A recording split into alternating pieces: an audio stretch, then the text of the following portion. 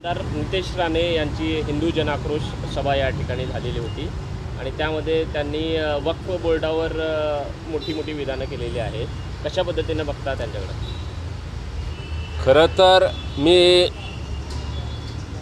या भाजपचा जातीवादी आमदार नितेश राणे यांनी सोलापूरमध्ये जातीय दंगल भडकवण्यासाठी, सोलापूर जिल्ह्यातील युवकांचे डोके भडकवण्यासाठी, जातीय तेढ निर्माण करण्यासाठी अशा पद्धतीने त्याने वक्तव्य केलेलं आहे, भाषण केलेलं आहे.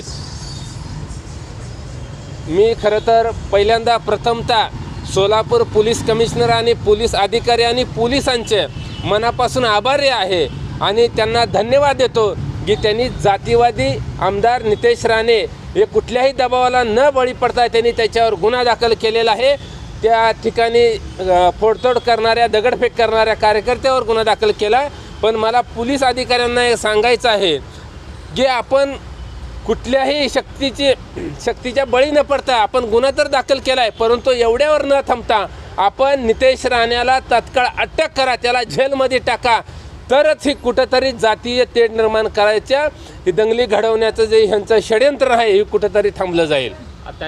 त्यांना तुमच्याबद्दल प्रश्न विचारला गेला, मात्र त्यांनी आपल्याला ओळखसुद्धा दाखवलेली नाही आहे.